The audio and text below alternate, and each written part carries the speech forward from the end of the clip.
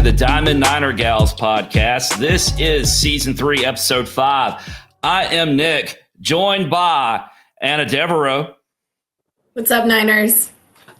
And producer Brad making it all go. Hey. All right. We got a great show for you tonight. First of all, I think we need to take a moment here in the pre-show meeting, we should probably just start recording those, guys, because those things are getting epic. But we do learn a lot in the pre-show meetings. The number one thing I've learned in the pre-show meeting this week is that Anna Devereaux is indeed known as what, Anna? HVAC Barbie? The HVAC Barbie at her place of business. So yeah.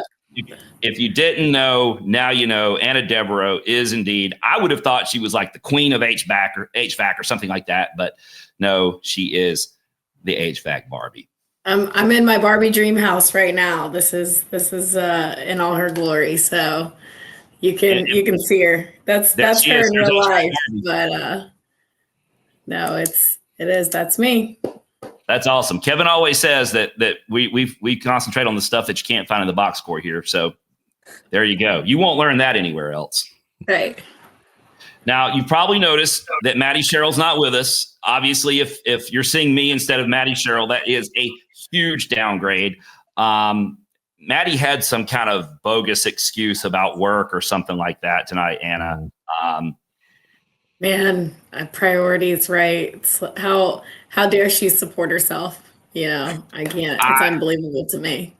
What's more important, the Niner Gals or getting your bills paid? I mean, let's be real here. I know. I don't know though. She's got a really cute dog who needs to be fed pretty regularly too. So that I understand. She's got motherly responsibilities these days. Yeah. So it's all good. But we appreciate everybody tuning in tonight. Maddie will be back, and we'll get back to our regularly scheduled programming here as soon as Maddie deems it necessary to come back and join us again, which hopefully would be next week. So in the meantime, if you are enjoying what we're doing here, make sure that you subscribe to our YouTube channel or subscribe on Spotify, depending on how you are viewing this program, and turn on notifications so you get notifications of all the new content when we do create that in the future. If you're on social media, Diamond Niner Report, Twitter, Facebook, Instagram, never TikTok. Check us out there. And we're always tweeting about Charlotte baseball or Charlotte softball. On these weekends, they get real busy. You'll see the tweets and the posts flying back and forth. So make sure to follow us and turn on notifications there so you keep up with everything that's going on. All right. So busy weekend in Charlotte softball.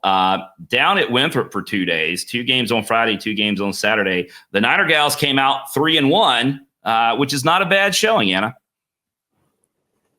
It is not a bad showing. I think that, that game against, I don't even know how to pronounce it, Marist. Am I saying that right? Yeah, Marist. That's how insignificant they are to me. I think, that was immeasurable to what they were doing this weekend. I thought it was great that after 2 big wins, they fell off a little bit against that team, but finish the weekend off with a win. And I think it's all about how you start and how you finish. The stuff in between is just another testament to what kind of team they are. So I thought it was a great weekend of watching some fun softball. So well done to all the Niner Gals. Yeah, so victories over USC Upstate and took out Winthrop, as well as, who am I missing here? Youngstown. Yep. Youngstown. So those were the 3 W's for the Niner Gals. Some big time performances this week. In fact, what we saw today, Anna, was a couple of the gals racked up some hardware. The Niner Gals now have the reigning AAC Player of the Week and a pitcher on the honor roll for the conference this week. I was thinking, Anna, follow me here. Wouldn't it be cool? Wouldn't it be cool, since we have a couple of gals that got recognition this week for their play? What if we could bring them on and talk to them? Wouldn't that be cool? I mean, that's a way to make a Monday feel a little less Monday. So, if it were up to me, I'd say what's holding us. Let's go ahead and bring them in if they're available. But who knows? It's all about the connections you have. So whatever you can pull out, I'm here for it. Let's see what producer Brad can make happen for us. Oh, look at that. They're sharing. Oh, there we go. See, producer Brad always makes it happen. We've got the reigning AC Player of the Week, Jenna Lord, and pitcher Brooke Bowling, who landed herself on the AAC honor roll this week. What's up, gals? Hello. Doing good. Anna, Maddie, do y'all want to do your little secret handshake before we get started? Brooke and I, yeah, we will. Brooke and Anna. Sorry, there you go. We learned that they have their own handshake. Look, that dates Brooke and I back to, I don't even know what year, 2021, Brooke, maybe probably freshman year. Something close to that. That's we've never greeted each other any other way. We do go way back. This is true. Is there how does that start? Is there a story behind that, or who knows? Brooke and I just have never been one. A wave just doesn't suffice for us. We're more than that. And so it kind of developed where we'd get really excited when we saw each other. And it was probably like the development from jazz hands, maybe to like, oh my gosh, I love you. I don't know. Brooke, you back me up here, please. I would have to agree. I would say I'm just so excited to see you all the time. So this is just what it's some kind of reaction we have. Mm-hmm. Brooke, you knew her before she was HVAC Barbie. I did. She did. I was just Barbie back then. She was Barbie. She's always been Barbie. She was softball Barbie. Yeah, sure. Something like that. Softball Barbie. Okay. Yep. Anna, so let's kick this off. I feel like we could start with something fun here. I know you didn't get a chance to play with Jenna, but obviously you and Brooke go way back. Mm-hmm. You got a story for us to start off right out of the bat? Is there a good story that involves you two? There's got to be. Not one that I can say on camera. No, I'm kidding. I don't think she's kidding. I'm definitely kidding. No, there's probably just countless stories, really. And I think Brooke will forever hold a very special place in my heart in terms of people that I was able to play with, people that I feel like I was able to grow with and develop as a person, as a softball player. Both her and Ella Chansey came in together as freshmen, and they just kind of from the get-go were my little babies. I automatically took to kind of being the mother hen, and it was just anything I could do to make sure they were safe and fed and having fun. Emphasis on having fun. I definitely made a point to just make sure that they were doing all right. And Brooke and I we got too many stories to count. She's my little Brooke cook. She would always make sure we were fed every single night. Always. Mm-hmm. I was going to say, making sure they were safe and fed. That makes Charlotte softball sound really dangerous. Anything but nothing call is what we wanted. That's right. They'd come over to my house that I lived in. I guess, what was that? My junior year, maybe? No, senior year, actual senior year. I'd make them some pasta. We'd sit there and eat some cookies on my back porch, mm-hmm. And then I'd send them on their merry way to sleep in their dorm room. So it was just how it should be. It was just how it should be. Very cool. So you got a chance to show a little senior leadership or a little elder statesman leadership with those young ones. And Brooke, now you're on a young team. You get the chance to do the same thing. We do. There is definitely a bunch of young girls. I feel like we've done a good job of taking them under our wing and making sure everyone's okay and leading them in the right path. Jenna's definitely helped with that too. Just having her knowledge and everything to help lead our team and I think we're doing a good job so far. Yeah. We want to be kind of like a with stories that we've gone through and everything. Kind of want to be a safe space for the younger kids and for them to. I mean, we've gone through injury. I've gone through transferring. I've gone through some other stories as well as Brooke, and been through some different leaderships within the same team. And so just kind of being that safe space if they have questions or they need some guidance in some ways. Like, yes, we're going to be there and have fun with them, but to kind of like lead them in a direction that we want this program to go as well. See, I love everything about that too, just because I mean we already hit on it. At one point, I was in your shoes too, but I just think it's so special. You guys, the two of you are coming from very different places, but seeing that you can bring so much to from a leadership standpoint. Jenna, you come with experience from, correct me if I'm wrong, but three schools prior to this. Brooke's a veteran from Charlotte. She's been here her entire career, but you guys are at the same spot. You're the same year.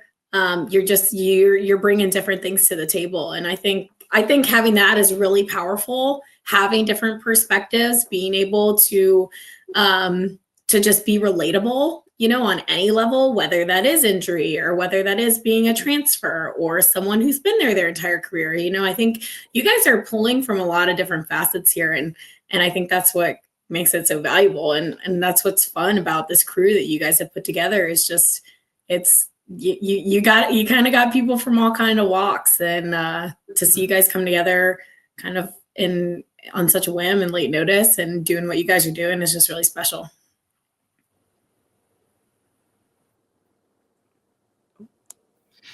So can we do this? I want to. There's a great article out there on the Athletics website about Jenna's background, and I encourage anyone that hasn't had a chance to read that yet to go find that. We retweeted it when it came out. It's still out there. There's plenty of places to find that article.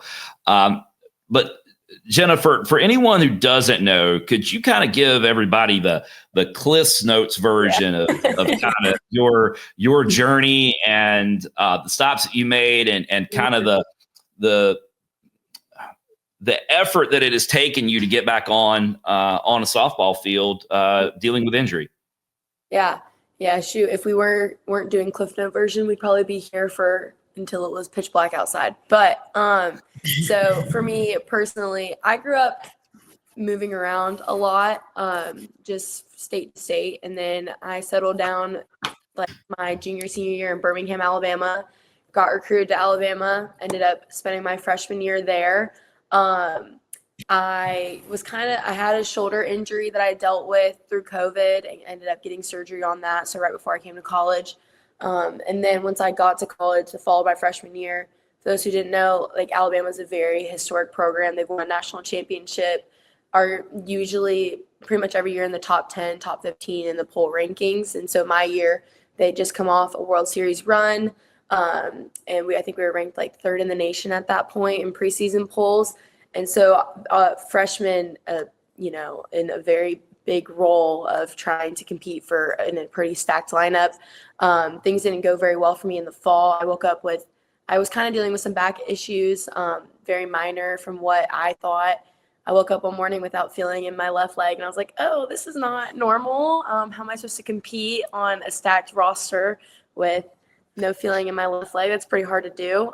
So from there, I was pretty much sidelined for like 3 or 4 months, pretty much missed the rest of the fall. And then it was kind of just learning how to deal with a bulging disc and then having the nerve pain that goes with it.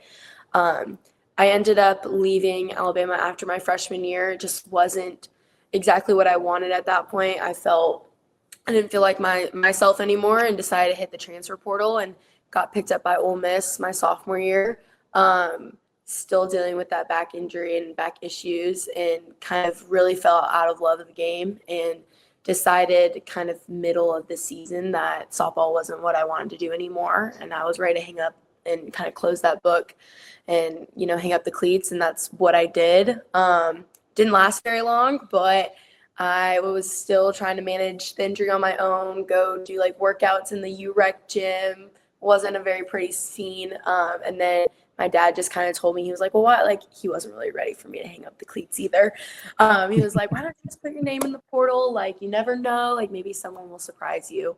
And someone did. The Texas Tech coach reached out to me. He was previously, I lived in Tampa, Florida, in like middle school, high school, and he was the assistant coach at Florida State. I loved Florida State, wanted to go to Florida State.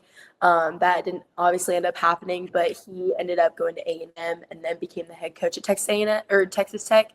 Reached out to me. I had always loved him, and I said, if there's someone who I think that could kind of bring me back into it, I think him and that staff could. So took a leap of faith, ended up moving 20 hours away from home, and decided to give it a shot again and completely fell back in love with the sport again. I redshirted last year. Basically, with the double transferring, we didn't think I'd be able to play. And then when they had lifted that rule, we had made a decision between me and the coaching staff to go ahead and redshirt, rehab, and come and learn as much as I could to be better for the next 2 years. So I redshirted last year. And then at the end of the season, I had to continue to get back injections, like these epidural injections. And if I wanted to continue doing those, I had to see a spine surgeon. And he's actually the neurosurgeon for the Texas Rangers. So I felt like I was in good hands. He took one look at my scans and was like, you need to get surgery right away. This is no longer like let's prolong it or like keep putting it off. Like, this is a quality of life issue. And if you want to be able to like run around with your kids and things like that, like, we need to get this done. So obviously when you hear that, you get it done. 2 weeks later, I got surgery. And then 2 weeks after that, the head coach at Texas Tech decided to go elsewhere, and it kind of dismantled our whole staff and whole team. That wasn't obviously the point of it all from his decision. And I was kind of left pretty heartbroken. It was a place that I loved, a coaching staff that I absolutely adored. And it kind of just blew up in my face a little bit. A new coach came in and made some changes. And I decided that it was time for me to look elsewhere and try to find another home for my next 2 years. And that is where the transfer portal, yet again, I went back in, and it led me to Charlotte. I knew Coach Courtney from when she was at Clemson. Clemson was one of my top schools that I loved coming out of high school the first go around. And we just clicked and started talking to her again. I was probably 3-4 weeks at post-op, and yeah, that's kind of where that whole journey in short snippets kind of led me here. That's awesome. I feel like I need like a second to just digest all of this. I mean, Yeah. I think that everything that you've been through is so telling to, like I said, I unfortunately didn't have the pleasure of playing with you. Mhm. This may even be our first interaction, if I'm I think it correct. is. I've heard great things about you though. So No, but no, and like I said by the end of this, we'd be best friends, and I mean it. But no, just hearing all that, I mean, I just have so much respect for everything that you've been through, and having the perseverance to continue on, and saying, yeah, I'm gonna go through this, and I would do it again and again, and still at the end of the day, put my cleats on and put on my uniform and show up for my team. Like, I think that's just something that you can't teach, and Charlotte's just so lucky to have you. And as a proud alum, I'm so glad that you chose to come here and finish out your journey. I'm obviously entirely biased. I played 5 years at Charlotte, but I think it is a home to anybody who will let it be. So you are in great hands. I'm so excited for you. And no, that's just really cool. And so if you don't mind my asking though, how are you feeling now? That was obviously surgery wise, 8 months ago now, maybe even over a year or close to a year. Yeah. How did that go? How are you feeling? Yeah, it'll be a year at the end of May. It's been going really great. Obviously, back surgery is something that you can't really, like, I had shoulder surgery and I was like, okay, like maybe that there'll be some similarities. Absolutely not. Like, you have to almost not relearn how to do everything, but it's hard because there's no rotation, no lifting, no bending for 3 months. And it's like you use your back for laughing. Like you can feel it when you laugh, you can feel it when you cough. So it's kind of difficult in that sense. It was something that I couldn't mentally prepare for. And it was tough to kind of like transfer that care from where I was at Texas Tech and what I had been doing and post-surgery, what I had been doing at home versus Texas, and then kind of transferring that care over to Charlotte, being still only like 2.5 months out when I got here. So it was pretty challenging, but I would say that, I mean, it was a smooth transition. The athletic training staff here and physical therapy staff here has been great. And it's just been something that I haven't, thankfully, knock on wood, haven't had issues with in the sense of what I was experienced before surgery. So I consider that as a huge win. That is huge. Was it your L5S1, L4, L5? Yes. What? Yep, it was What was L5S1, it? Both? which is it was L5S1. They had they saw something in the L4 L5, yeah. but it was primarily the L5S1, which in softball players is usually pretty common if you're going to have a back injury, unfortunately. You know what's really funny about that? I actually tomorrow I will be 12 weeks post-op, and I also had a lumbar discectomy on my L5S1 Really? as a result Wow. of just lingering post-grad softball injuries that just finally caught up to me. So it is so different, I will tell you, than rehabbing in a facility with, a strength coach without Eric McKibben telling me exactly what to do, and without an athletic trainer, kind of watching your every move. So that was definitely an adjustment, but I hope, and it's by the sounds of it, you're right on, but it was hands down the best decision ever, because that pain does not compare to anything else. You're so right on about that. Yeah. I mean, it's like debilitating. Yeah, no, definitely. It's not fun. It is not fun. I wouldn't wish it on anyone, but it's nice to know that other people have gone through it as well, and that I'm not crazy. Yeah, when it comes right. to, like, pain of it. Yeah. Anna, I am so glad you explained yourself, because like 1 minute you're the HVAC Barbie and then you're dropping L5S1. And I'm like, how in the world does she know this stuff? I mean, because I bet if you put Jen and I's MRI side by side, they're identical, is my guess. Yeah. Oh, probably. Yeah. Yeah, don't worry. I had to ask my physical therapist and chiropractor and stuff. I was like, can someone point this to me on a diagram, please? Because I have no idea what you're talking about. There's so many of them. And Which one is it? Yeah, I'm like, can you draw this out for me, please? I'm still not following. And then they would show me my scans, and they'd be like, okay, well, do you see this? And I'm like, yeah, they're like, okay, that's a normal disc. And they'd show me mine. I'd be like, oh, like that's not yeah. They're like, do you see how that's permanently punching your nerve right there? That's why you can't feel your toes. And you're like, oh, no way. Okay, cool. Yes. Yeah, 100%. That's funny. Brooke, I know you've gone through some injury recovery as well, and obviously Anna has. But I'm going to tell you guys, y'all don't know this about me, but you're about to. One of my things, everybody has their things that they're out on, and one of my things, maybe my thing, is needles. I am out on needles. So when you start talking about back injections, and I have had a back injection before. I actually had a spinal tap, and I'm not talking about the band either, because y'all don't know what band I'm talking about. But anyway, it's terrible. And so, like, when y'all start talking about back injections, you're taking back injections just to stay on the field. I'm out on that. We lost him. Nick's done. He's out. I just retired. As crazy as it sounds, like maybe this is kind of an unpopular opinion, I loved getting them done because they would kind of give you like a local, or like, not like, it wouldn't put you out completely, but you were not allowed to do anything like the rest of the day.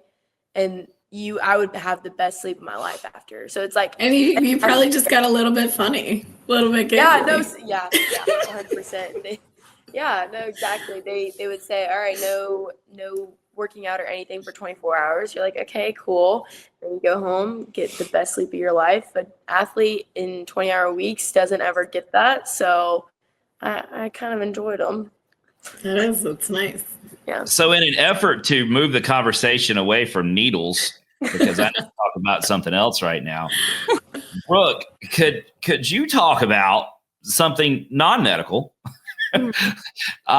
You are obviously one of the holdovers from the previous regime, and now you're working with this staff. Could you just talk about your experience through this transition from the previous staff to this one, and just tell us how this has gone from Brooke Bowling's perspective? So I would say this past summer, it was definitely a little scary. I didn't know what to do. I didn't know what everybody else was doing. It was just all up in the air. Like everything was a question. I had questions for team, like coaches, CT. I was like, what are we gonna do? Like people just keep dropping like flies, and we have 6 people now. How are we ever gonna have a team? But when CT told us that Coach Courtney was going to be our coach, I looked her up and I was like, who is this lady? So I just wanted to know everything about her. I think she called me. We talked on the phone, and I literally knew from the start of the conversation. It just felt so easy. I wasn't even nervous to talk to her. I was just like, oh, she's gonna be good. I wanna stay here. And even at the beginning of the summer when we found out coaches were leaving, I knew I wanted to stay at Charlotte because it was a home for me. And I had this year, actually I have 2 years. I didn't know if I was gonna take my redshirt year, but good news, y'all. I'm gonna take my redshirt year and I'm gonna play every year. So excited. because of these coaches and just all the love and support that we feel from them every day, and how their coaching style is just so we want to help you. We're gonna do everything we can to encourage you, not knock you down about anything. I don't know. We just all feel so very loved all the time, and it's very free and relaxed. We can breathe. You know what I'm saying? Yeah. But I just think the transition, it was weird at first. Just obviously we had a whole new team, so many new girls.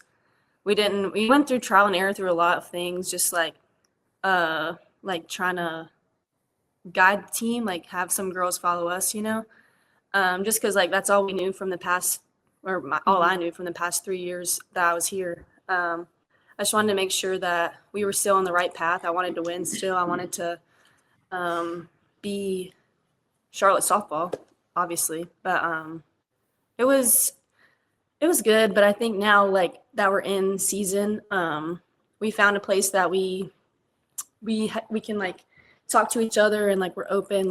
If someone needs to work on this, someone needs to work on that, we can tell them. I just think it's been a lot of trial and error, but we made it. We are here. Anna, did we just break news? We did. I think this was the Brooke Bowling 5th year debut. Yes. Right now, right here tonight. I'm smiling from ear to ear. I'm so excited. I could have a tear in my Producer eye. Brad, can you So do some kind of excited. air horn effect? Meow, meow, meow, something like that. Another year of Anna seeing this from, yes. Through the fences. Don't worry. And she'll see me. I'll be there. It's funny. What was it, Brooke? 2 weekends ago? Yeah, you're going to watch Rachel. Yeah. And Brooke was in the bullpen. I'm walking by, and that's exactly how we greeted each other through the fence. Yep. It's just who we are. It's what we do. It'll never go away. And now we get to do it for another year. How exciting.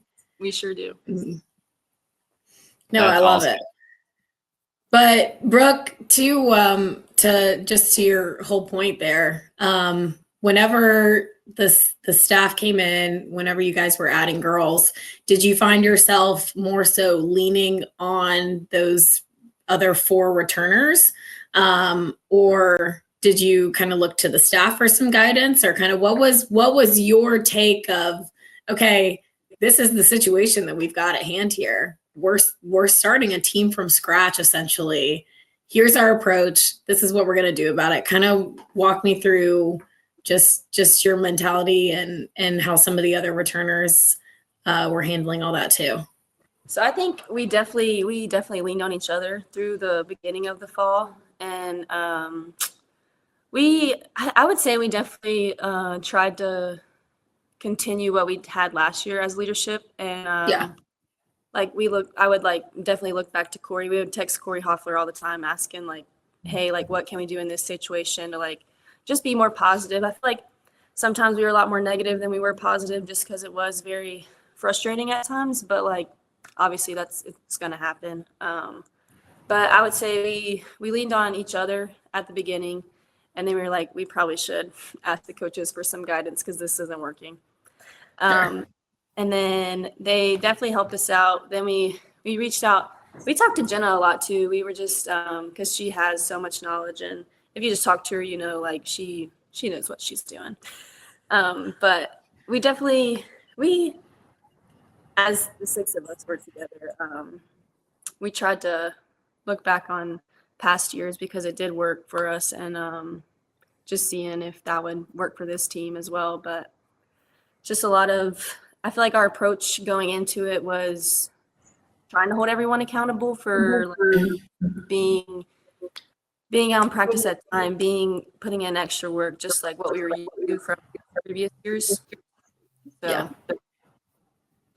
No, I think that's awesome. And two, I mean, you know, there is a foundation that was laid there, and you were a part of that, Brooke, and you saw that, and I think there is something to be said of just your classic if it ain't broke, don't fix it kind of deal, where obviously inevitably there was all this change happening, but at the end of the day, you know, the five of you that were remaining, you knew what it took to be a championship team. Mm-hmm. You know what that looks like. And then Jenna, you too, just where you've come from being on super high level competitive programs.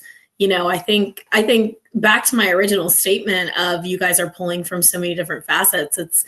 You're bringing so much to the table where, you know, there was never really, even before I knew who all we were stocking the roster with, you know, there was never a doubt that Charlotte softball is still going to be Charlotte softball. You know, we're gonna evolve to everything that we've kind of built over the last few years. We'll continue to trend upward, and I just think that's really cool that you guys have been able to continue to do that. And yeah, I mean, Jenna, to that point, what were your first impressions? You know, when you got here, was it oh my gosh, what have I just signed myself up for? Or was it an automatic like, all right, heck yeah, here's the challenge in front of me. Let's do this. No, I was so stoked to come in and just have a coaching staff and have girls that really cared. I know that sounds so cliche, but a lot of times in a lot of programs, you don't necessarily get that. And a lot of times, you know, you're just a player in somebody else's game. And, you know, that's kind of your value to them is based on performance or based on, you know, X, Y, and Z. So it was nice just talking to Courtney and knowing her from previous years, knowing that I would get that from a coaching staff in the sense of I'm going to be a person first, athlete second, and I'm going to get a great education. It was a leap of faith, obviously. I think when I came to visit, there were no commitments. There was just the 6 on the roster and then the freshmen coming in. So that's scary. I mean, I took a leap of faith here and a leap of faith there, and it didn't work out. So it's like, where do I get some stability here? But, you know, like I said, I went back to the drawing board and said, okay, so if I go to Charlotte, what's the worst that could happen? You know, like I'm going to be surrounded by people that care about me. I'm going to get a great education. I'm going to be able to be myself again. And I know my capability that when I have got people that believe in me and people that want me to succeed, I know where my talent can lead me. And I just wanted, so that was like my original thought, but I was honestly so stoked to just get back on the field again. When we played our first fall ball game, it was so emotional for me because it was the first time I got to suit up in 18 months, you know, and that's something where it was like I can finally go out, go play balls to the wall and not feel like, you know, not have any fear to make a mistake or make errors or anything of that sort. And it was just fun to finally kind of feel that again. And I think you can see that when you've got players, that you got starters, that you got a whole team that feels that they can make mistakes and not get absolutely obliterated by a coach. and, can make mistakes and we can move on from it and just know or understand that mistakes are part of the game, you can see that a team is going to have more success that way than the other. But I was just really excited to come in and kind of like play with my hair on fire again and not take it for granted. That's probably the main thing that I've learned coming here is I can't take it for granted anymore because of the, the experiences that I've been through. I love it. That's awesome. And producer Brad says he is going to effort the horns in the post. Oh yeah. If you're listening to this and you heard horns a few minutes ago, producer Brad came through for you. I always can count on him. He's always there. Right. Brooke, could you talk a little bit about your transition this year into such an active role with the team? Just looking at it numerically, this weekend you're already likely to set your career highs in a number of categories, including innings pitched and strikeouts, and you're one off tying your career high in wins already this early in the season. Just talk about what that's been like to be sort of in more of a reserve role previously, and now you're one of the mainstays. Yeah, it's definitely been really exciting to be able to help the team out and like fulfill the role that obviously everyone dreams of, coming in and playing and wanting to succeed for your team. I think in the past when I did have my injury, it was tough to get back and just get back into pitching, because pitching is something that you have to do very consistently and you can lose it literally just like that. But I think having this role this year is definitely something that obviously that I've always wanted. And I've had a different mindset just of like, I'm going to give it my all and I'm going to give everything that I have just for the girls, for the team, for myself, because I know it's like what I've dreamed of, what I deserve. And just having coaches and teammates that believe in me, that I can do it, is also really huge. And just, it's like a relief almost. Like I'm out on the field and I feel like, oh, like they actually think I can do it. And it's just like a very, I don't even know how to describe it. It's like a literally indescribable feeling when I go out there. I've thrown 2 complete games already this season, and I didn't do that in the past. And I think that's just a testament to coaches and teammates having a different mindset for myself this year, and just wanting to succeed for the team and wanting to grow Charlotte softball how it was last year. And I guess the proof is in the pudding, because if she wasn't having fun, she wouldn't be coming back. I've always said that, and you heard me say it before, when Brooke came in, I made sure she was fed. I made sure she was having fun, especially, right? Correct. So there's a little something that'll keep her coming back. Correct. It was no, you. but it was me. No, I'm just kidding. Really I would never take all the credit for that. But I mean, Brooke knows because I've told her as long as I've known her. But she's just one of those that I just absolutely love and adore in so many ways. And I admire Brooke for everything that she is as a person, as a player. And she's one of those, where you always have a fan in me, just because I'm always rooting for you. I've seen it since you came in. Anybody who's had the pleasure of playing with Brooke knows what she's capable of, how great of a teammate she is, just what she brings every single day. And I know that hasn't changed in the last 2 seasons. So if anybody is so unbelievably deserving of a shining moment or a shining season, it is Brooke Bowling.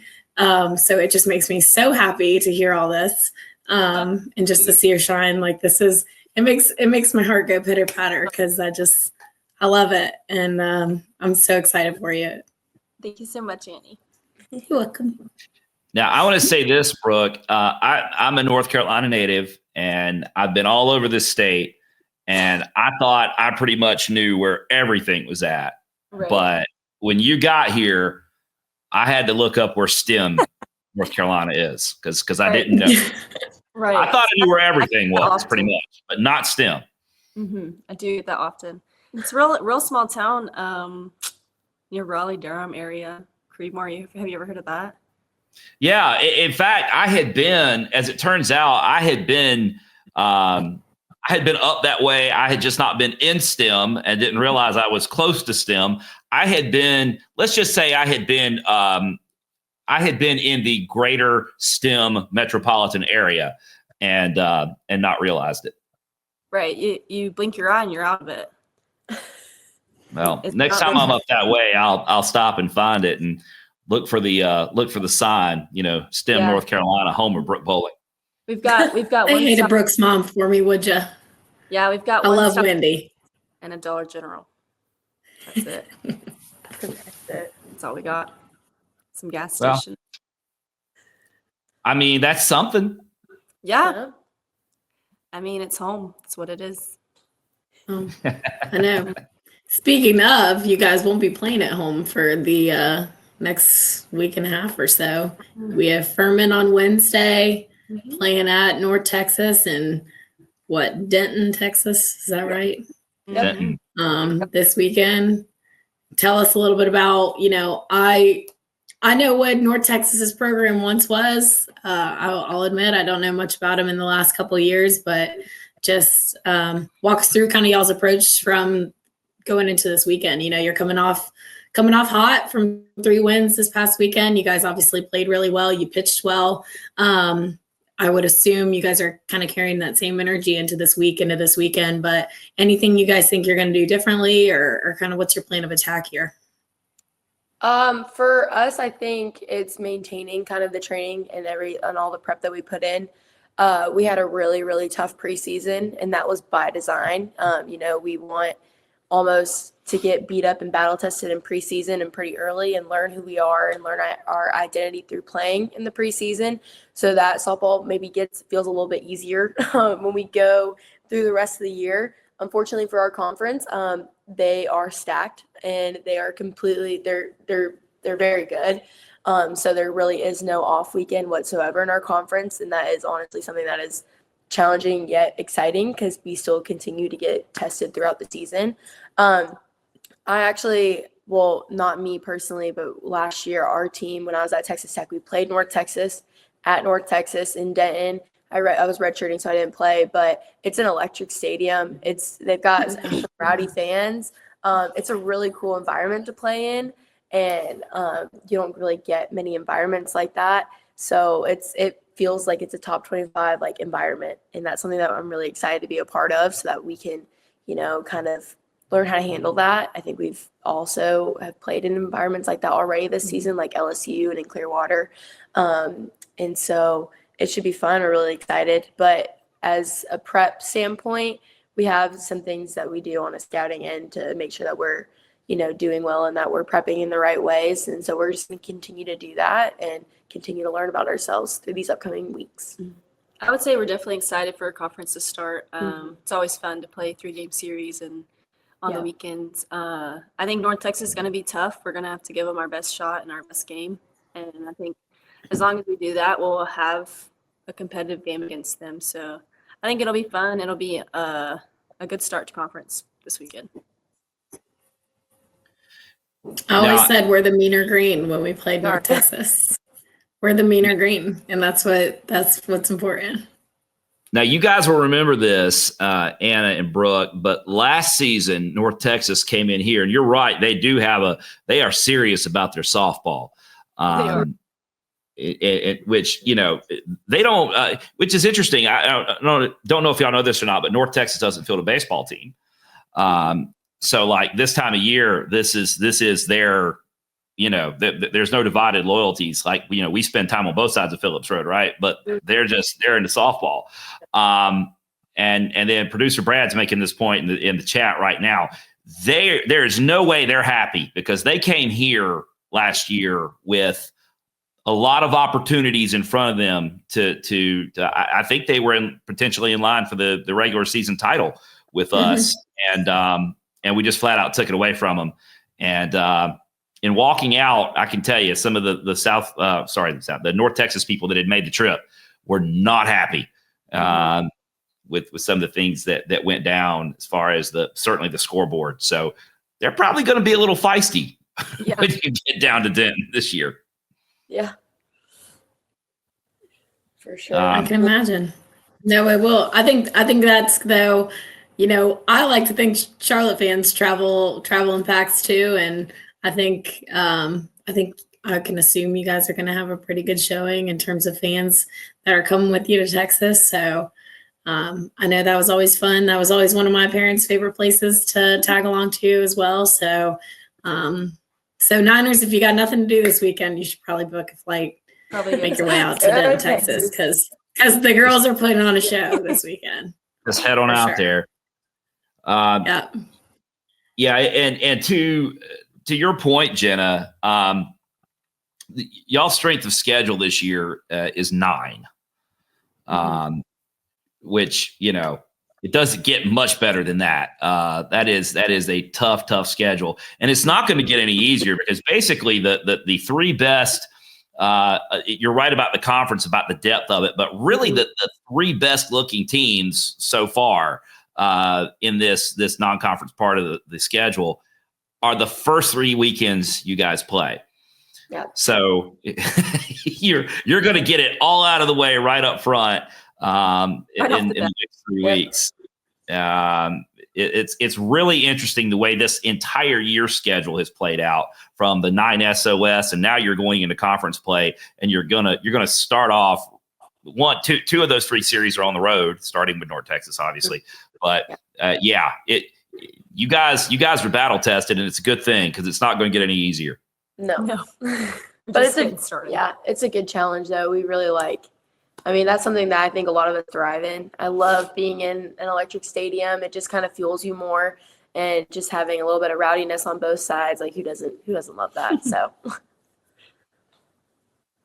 Yeah, absolutely. And I just wanted to, I get lost in the numbers. I just wanted to throw this out there about Jenna, an OPS of almost 1,300 this deep into the season. I feel like that's good.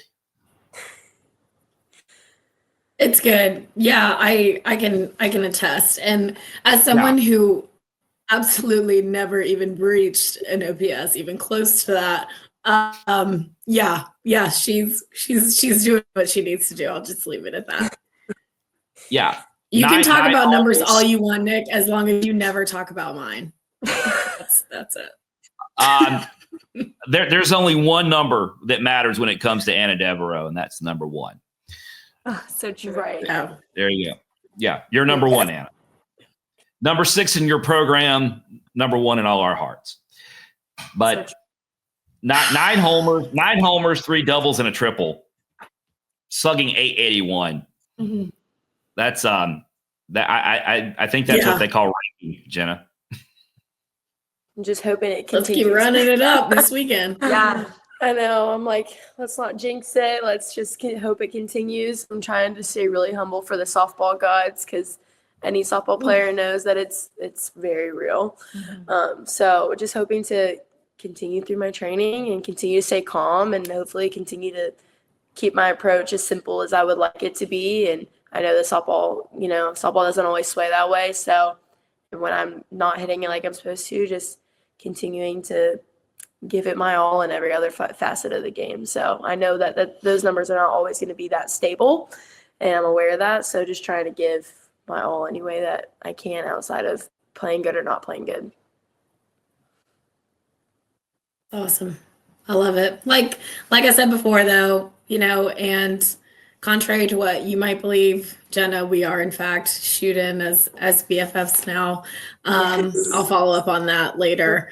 But y'all can arrange your individualized greeting. Yeah, we might do a little something fun too. I'll keep you posted. Yeah, we'll talk about it later.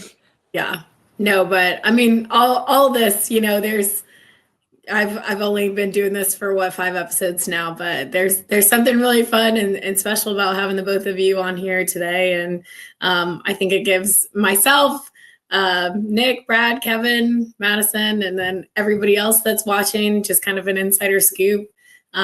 Puts a real personability factor to the whole team. For me personally, this has just been fun and exciting, and it puts a realness to it. Courtney and Jake, not that you didn't put a realness to it, But, you know, at the end of the day, just kind of seeing how you guys function on the field, obviously off the field is just as important, if not more. But no, we loved having you guys. It was so much fun. And unfortunately, that is all the time that we've got today. But again, thank you guys for being here. Thanks all Niner fans for tuning in. Make sure you follow along with us all season long as we cheer on the Niner gals. We appreciate Brooke and Jenna for being here tonight. And from all of us on the Diamond Niner Report, we will see you next week. Go Niners! Go Niners!